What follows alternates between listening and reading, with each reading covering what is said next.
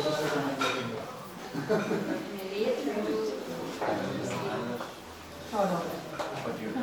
if you want to loosen up, I should have said, if you want to loosen up, this is the best way to try and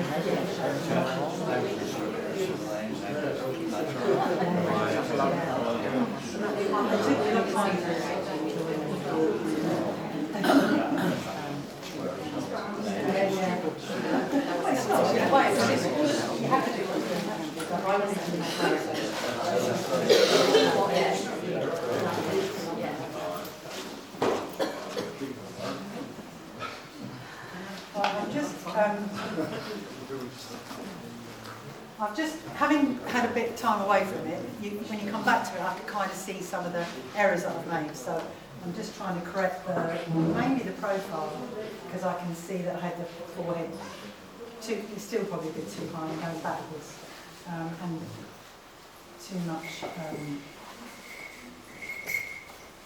This eye socket was still a bit too wide, so I've just brought that in CAD.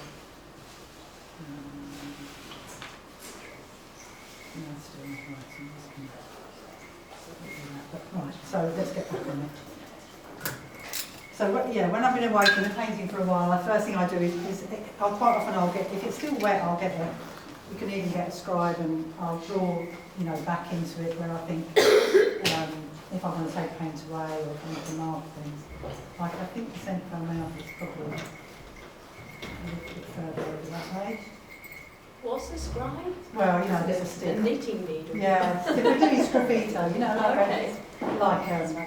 You can use the end of the brush, but I tend to use these sort of barbecue Okay, sticks. that's all right. That's a very good point. That's how I sign my paintings as well. Oh, right. I do it in the wet paint. Yeah, in the wet paint with them. Brilliant. Harder to forge than them. Not that anybody wants to, but right. So. Yeah, so I'm just looking and going to do a bit of drawing back into it before I start, just to make sure. Just try and get a little bit more of a lightness.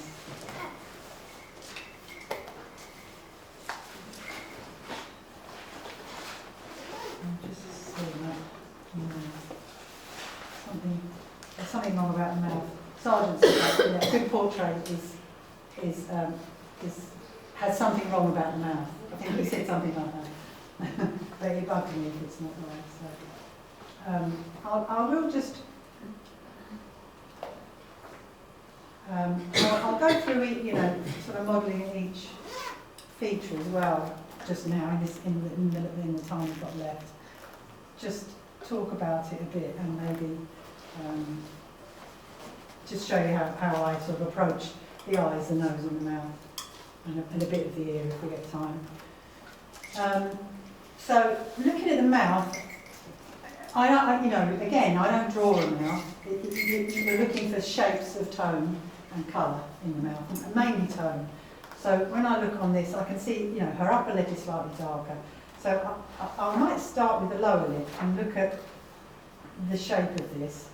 And obviously the mouth turns, so there'll be lightest on the front, darkest at either side. So I'm going to mix. Using my fresh tone again. And mix a bit of colour for that. That's a bit lighter, yeah. She's got a really cool mouth actually. I'm going to add a little bit of warmth into it.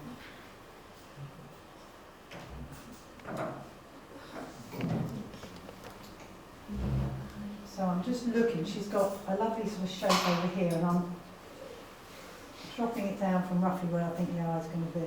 So it's about the right place. So the light would start there.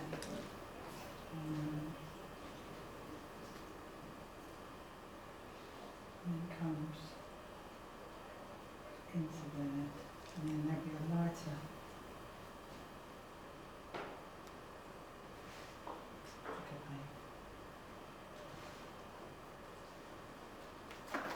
Sometimes I like these long flats, but sometimes they don't pick enough paint up. So the light is sort of here. A bit on the centre line. there. I'm not sure if that's exactly right. So I need to, yeah. And we're going to look at the top lip.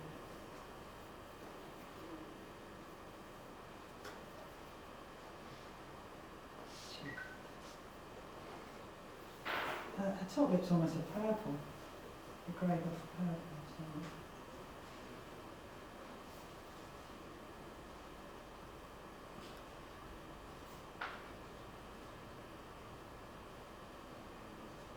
And it's quite warm. I'm just going to add, it's quite warm in that central portion that I can see on this photo, on this monitor. So I'm just going to add a little bit of hot red into there, not red enough.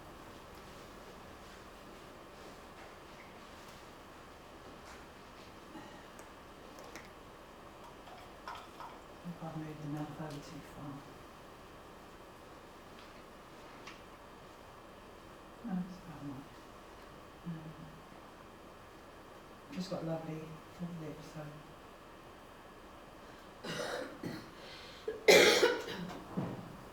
Just because it's still wet underneath, it's sliding on, so just bear with me. Okay.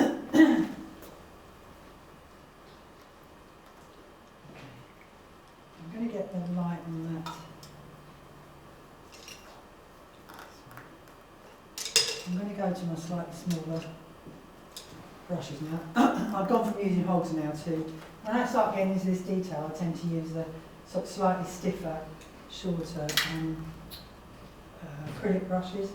These again are Rosemary's evergreen range, evergreen short flat, which I love. They keep a lovely point, they last. For my smaller brushes, for my detail brushes, I tend to stick with this make. Is that because they've got more snap, or you can yeah, they've got right, more and just snap. push it in? They're slightly stiffer, and they just keep a lovely sharp edge. So if you're doing something like, you know, you just want a line for the eye, you just, it does a lovely, you can do a thin line or a, you know, Yes. a fat line with it. So they're just more versatile. But they seem to keep their edge. Okay. I'll just talk quickly. I think it's really Because important. I use the Ivory series. Yeah, I've used those before. Okay. Yeah. Whatever brushes you use, you'll find ones that suit you. So you know, it's not important, just accept that you like them and they work for you. I always, when I finish painting, I always wash the brushes every time. I clean them in terps, use washing up liquid, and clean them out. And then I use brush soap. You know, you can buy it in places like that, just in a bar. Mm-hmm. And I coat them in that and leave them in that. Because I don't know if you saw, before we started, I went out to the loo and washed all my brushes in water because they all have that soap on them. Because it allows you, they dry quite stiff how they are when you buy them, but it keeps that to me it keeps that edge. Longer. Oh, that's yeah, good. so that's quite useful. I've got that soap, I've just never left it on them. Make sure you wash it out because otherwise you end up with foamy oil paint. So you have to remember. I've done that, so you have to remember to wash it out. I might actually, now I'm on the eyes, I might actually place them because it'll help me with the mouth. So this one's slight. So I'm looking at her. Yeah. When I draw the eyes, I always, my first marks on an eye will be the dark lash line, and then I drop the iris from that. Just one mark, because it might be a bit big, but basically modelling the eye after that is to put the lights in, to put the lights in, they're not white, but to put the lighter part of the eyes in, to make that shape. But if you can get this bit right, you don't need a lot more, to be honest. See, I've got that too low, so that, I look where that eye comes. So it's about there. You can always just place it. You can push paint around with these brushes, which I love. So I'm looking at these three shapes. You can see them on here. That shape, and that shape. Can you see? They're almost like a flag. So, you know, to me they're just square shapes that one next to the other one are the most important part of the eye. And so I'm going to allow for that one. So I'm judging the width of each really. It'll be about there. Not quite maybe. Slightly different angle. So now I can see that I might have brought that head in too far. So I'm just going to now bring that out.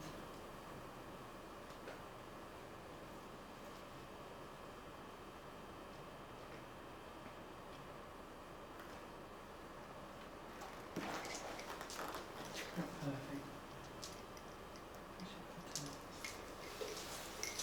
And that blue is a bit fatter. So let's push your eyebrow up a tad.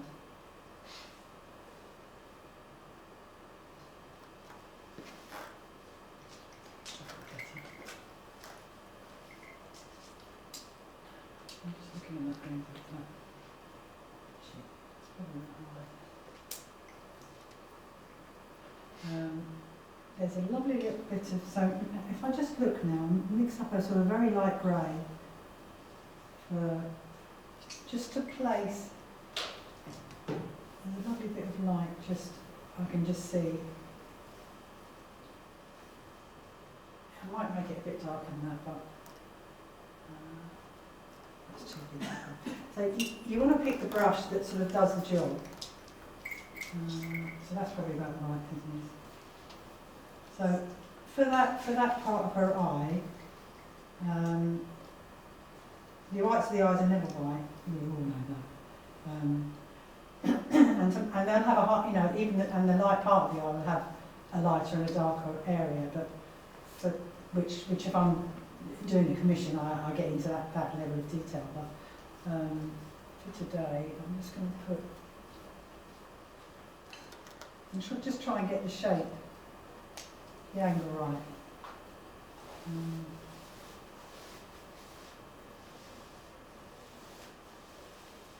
So see that's a triangle, so I'm going to try and do that as a triangle.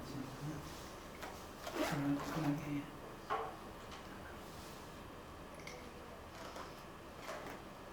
That's it. So that may move yet, but it's probably not.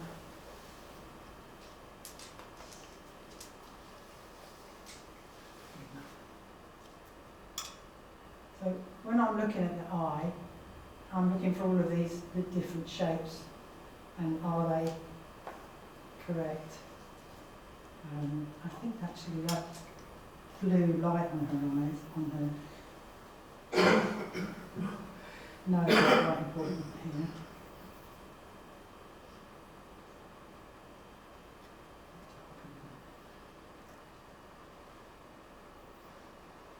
A good opportunity to get a nice blue in there, I think.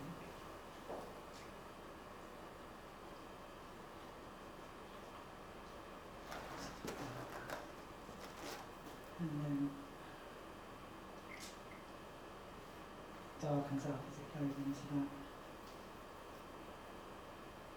this area here. Actually, I think I need to push the eyebrow up a tad. Looking at that now. So see, once you get into these smaller shapes, and you can see it, you need to move things around.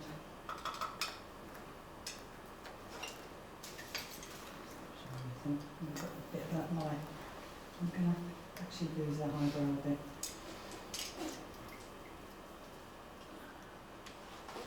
I like to keep my dark colours quite thin, even towards the end of a painting, because I like the difference between the thicker lights and the thinner darks. So again, if you look at Velasquez, he was a master of that. You can quite often he uses his ground colour in his backgrounds, you know, quite often. You can see the ground, you know, through some of the shadows on his faces and on his. Sorry, what was the name of the artist? Because you know it really well, but I haven't. Velasquez. Velasquez. How do I spell that? V-A-L-E-S-Q-U-E-Z, I think. Sorry, say it again. Velasquez. V-I-L? V-A-L. Yeah, A-L. E-S. Yes. Q-U-E-Z. I've lost now. Yeah. Q-U-E-Z at the end. Velasquez. Oh, Is that right? Velasquez. Okay. You can see, I think he's got a couple of paintings. See it in London, but if you look him up, he's Yeah, a sort that's of what I was 15th going to do. century, 14th century. No, I think he's before Rembrandt. Yeah. But if you get a chance to see any of his paintings, they're really good. I mean, just on the notable, some of the contemporary painters that I look at a lot and I aspire to. My most favourite is a guy called Louis Morris, L-U-I-S Morris. Not the old Louis Morris. He's in his 50s. There's another one, but he's dead now. I just love the way he paints a little bit like me, but even more so. Very patchworky. He doesn't do any modelling. He doesn't do any tone work. He starts just with squares of colour, and he builds a portrait, and that's fantastic. Yeah. I've tried, it's just impossible. I look at people like Andrew James is another one. He's a self-taught artist who I met during my course. He came and did our assessments at the end, and he's a lovely guy. He paints a bit like Lucien Freud, really thick, Yeah. paint lots Oh, of I know colour. that. Yeah, a lot of texture. Yeah, And you went to which school? Heatherley's. Heatherley's. Yeah, in Chelsea in London. Oh, no, that's put the line in there. I don't know why I'm doing that.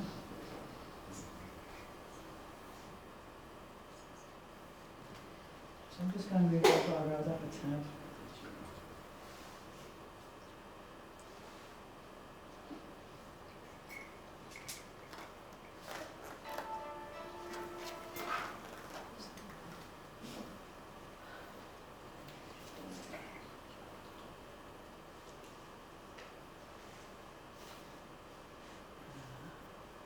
Now I'm looking into the smaller details. Just see where I see light on the nose. Trying to model the face really around that eye socket.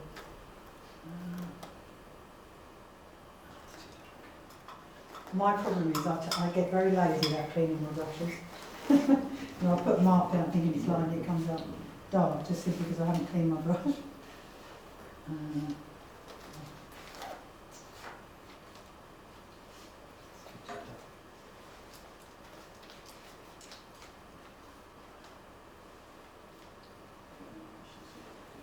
As you get thicker, this is where I get a bit heavy-handed and struggle a bit, is to be when you're adding thicker paint over an already wet surface, you have to have such a gentle touch. Almost, touching it like you're touching it with a feather, because you just incorporate the paint underneath otherwise. Get a line on the side of the nose there. And then there's a half tone in there that just, because that's not a hard edge there.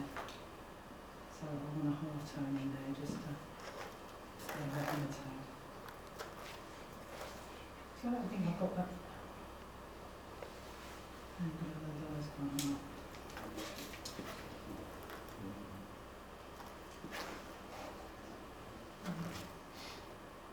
Something's wrong, and I can't put my finger on it.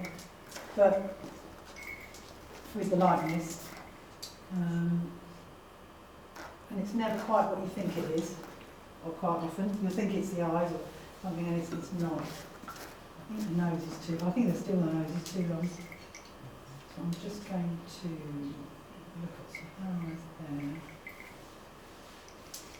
Yeah. The nose is too long. See,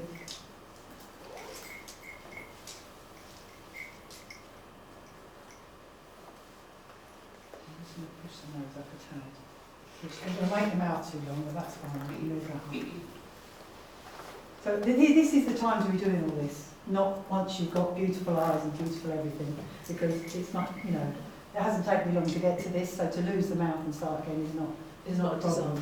If you later on, you think, oh God, I'll start again. So You know, this is the stage that I'm at. And there's always a stage in the painting that I call the ugly stage, where it's ugly. And I hate it. But I know that if I work through it and I work through it, I'll eventually get there. And not in 2 It's hours. kind of like massaging it. For It the is, legs. yeah, it is. It's like a wrestling. It's like my teacher one of my first teachers used to say dancing in the dark. It's like Yeah. dancing in the dark when you're painting. It really is, whatever you're painting. That knows where to go. I'm going to lose that mouth because it is too low. Now before I do any more to the eyes, I'm just going to move that.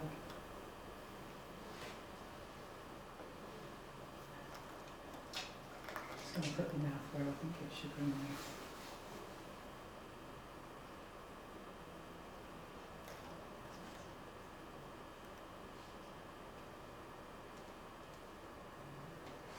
In relation to the eyes.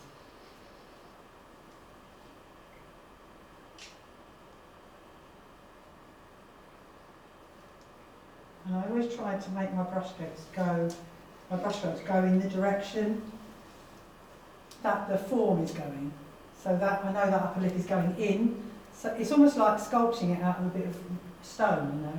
So I'm making that mark go that way because I know that's the way her lips will fall.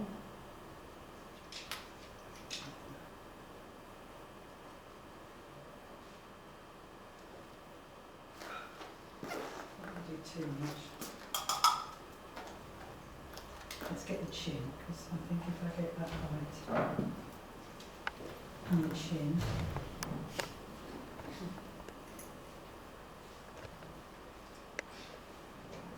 in that place, it's just not. So it's going to move everything up the chin.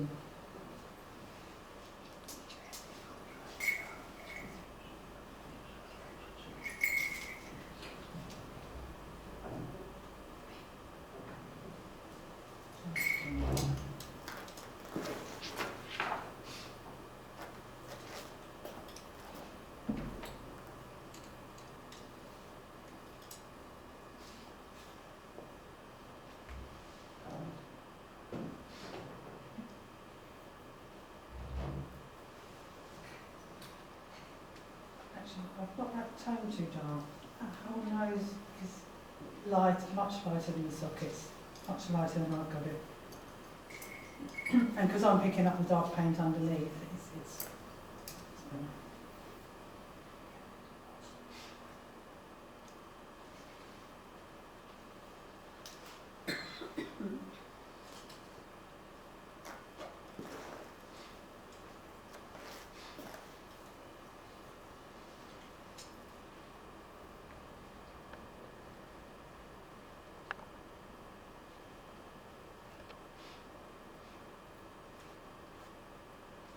I can see this profile's not right, so I'm just going to...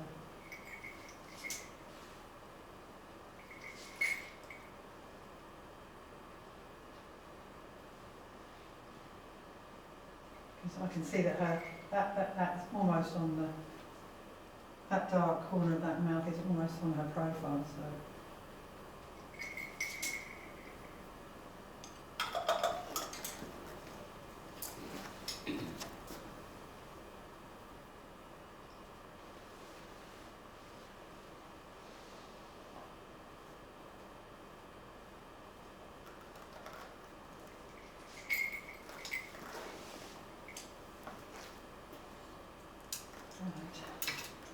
Back onto that bottom lip again. So I'm going to go back and do the bottom lip, I think. Let's get the light on that right now. So sometimes when I find an iPad really useful because I can put that on there and I can see where on that eye it falls. So I know it's not right. So it's about right. So that bottom lip will be there. And actually I think what's missing possibly is the dark shadow under her That's clever. Under her lip there, so I'm just going to put that in. It's quite red. And that's like a triangle almost.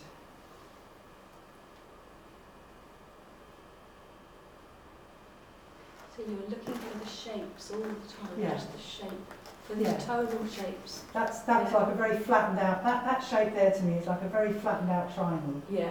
So that's what I draw. Yeah.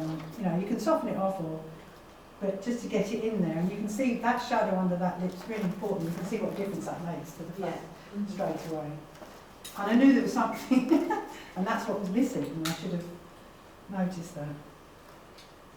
So that's brought the chin up a tad. I think I'm slowly getting there. It's a bit dark. Let's put some. Do you have a collection of rags at home as well? That you Yeah, just t-shirts. Yeah.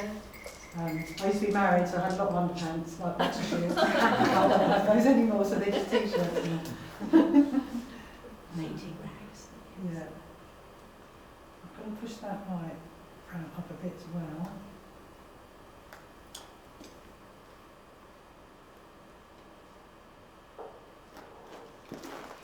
Getting there. Now looking at the corner, remembering that there was an angle. At the beginning, I remember that that this eye slightly higher than that eye, and now they've levelled out, so I need to just push this up a bit, I think.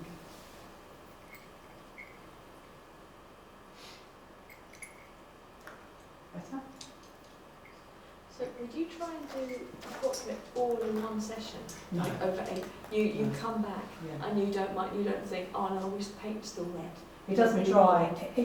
You'll find the darks will dry, Yeah. which is fine, I don't mind that. The thin Yeah. dark paint will dry. But as long as I can get back to it the next day, Yes. it will be just It's- perfect. it's just It's almost enough. tacky. Yeah. So I'm struggling now to put thicker paint on this because it's a little bit wet underneath. Okay. Actually, what I normally do, if I'm doing a commission or I'm working on a finished, something I want to finish properly in exhibit or something, I'll do the underdrawing and maybe go away for a couple of days Yes. and let all of this completely dry. Yes. Because you can still wipe, because it's thin, you can still wipe back into it with turps and Okay. re-wet it for Yes. a while. But it Oh, allows. you can loosen that layer again. with Yes, turps. yeah, you can. If you only leave it a couple of days, you can. Right. 2 or 3 or 4, no longer than that. Yeah. And then I'll do the next layer Yes. for a couple, 2-3 hours maybe, and then I'll let that get tacky, and then I'll do the final. Yeah. I mean, I might pop that and do a bit of fiddling, but you know, Yeah. sometimes I can't resist to go. That's right. And that's a normal titanium white, because I know Yeah. that white's very often takes a very long time to dry, but then I suppose you're using your highlights very at the end, where you Yes. don't need to touch it No, again. that's right. Leave it Try and leave them. Right. Yeah. I would try and get, I use if I'm creating on a whiteboard, I use the board. If I'm painting on a tone canvas, then I would obviously have the white in there, but Yeah. I'll make it thin, as chirpsy as possible, so that I can, still playing with it. Yeah. Yeah. It's difficult because every painting, some paintings I struggle more than others with. Some paintings come together really quickly. Sometimes it takes me a couple of weeks, and I scrape it all off to start again. And sometimes that's quite useful because you get to the point, I'm just not seeing this anymore, and I'll just scrape it all off, and you're left with a ghost. Yeah. And then you can work back into that, and that actually is quite That can be useful. helpful. So never give up because don't just put it away. I mean, I do sometimes, but don't just put it away and leave it. If you can, scrape it off and then put it away, because you'll be left with that ghost image, and you can come back and work. One of my favourite things is working over old paintings. I'll turn the head upside down and work back into it, because you've got some depth and some colour and tone. Sometimes it's useful. So always you can always go back to it. Always really. That's what I love about oils, really. Watercolour's a bit less forgiving, isn't it? Yeah. And that, I find that's much more A different struggle. thought process. Yeah. I think I'm kind of a bit nearer now. Just doing those few things, and they were just little things. Yes. Oh, it changes. But a millimetre can make all the difference. So let's just that's where I would start with the mouth. Maybe just. Oh, that's a brush. maybe just put a little highlight on it just for, I probably wouldn't do this early, but I can see a little highlight sort of along this edge here. So it's probably a bit too light. Another good opportunity for a lost edge is this edge here, between the lip. If I squint my eyes, the tone of this part of her face and that bottom lip is the same. So if you want to change it with colour, you can do, but I tend to just lose that line completely. It's a bit dark. You know, you don't need to put a line in the lip there because there isn't one. And there's a nice little pocket of light just under that. Should be about there.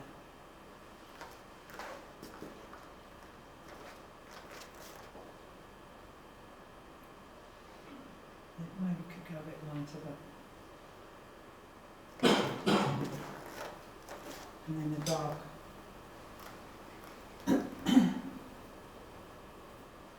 I'm just going to put that dark corner back in the mouth there.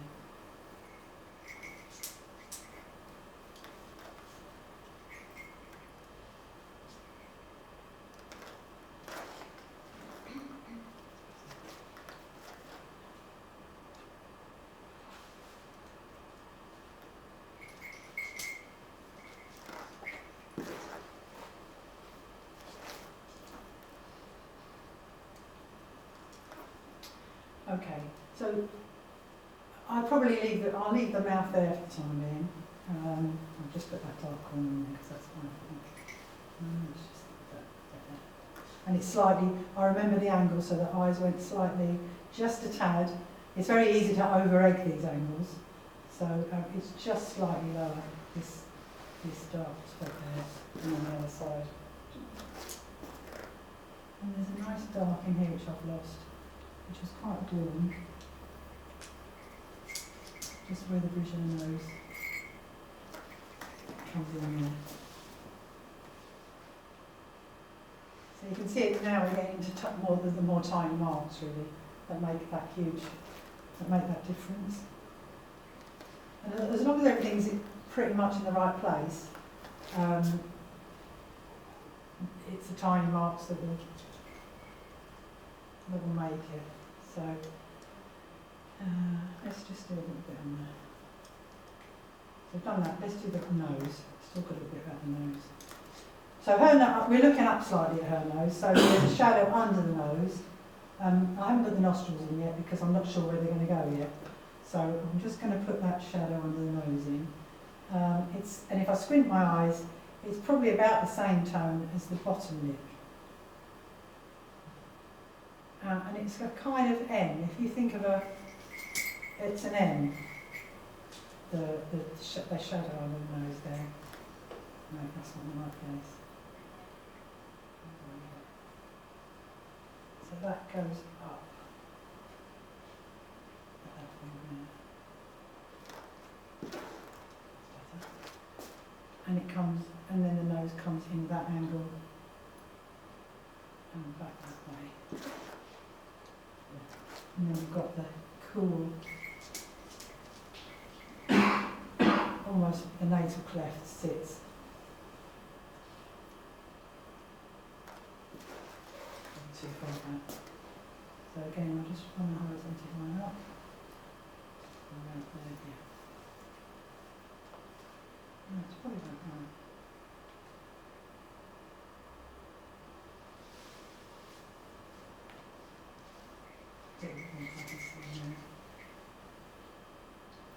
And there's a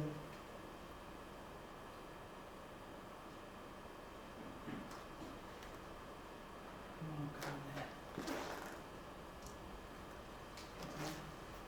there. Now, so she's got quite a nice light in her nose.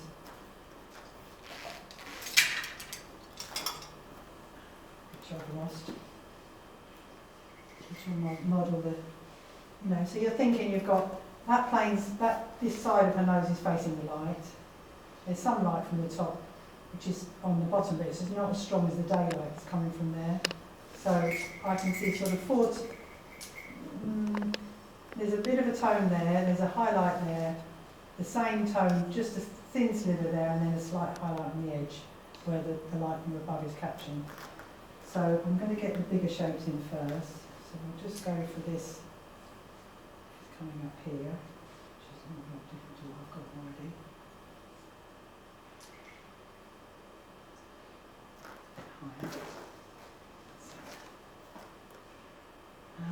There's always a lovely little bit of light just in the eye there, which I'm going to put in now while I'm remembering it and seeing it. It's just right of the tear duct. It's not as light as you think it is probably, but just going to get that in there. Because at this quality of the photograph, I can't really see a lot. And it comes out that way. I'm going to get this.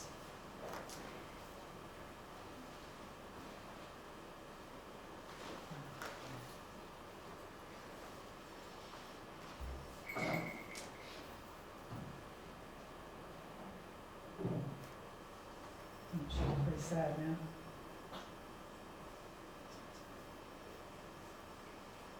I've lost this dark tone on the socket. Sorry, I know I was on the nose, but this is, I do tend to jump around when I'm painting.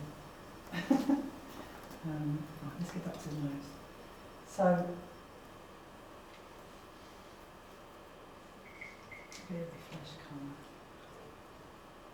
I'm going to make it quite a bit. I am really missing my alizarin crimson. I'm not used to using cadmium reds quite so much, just for the odd,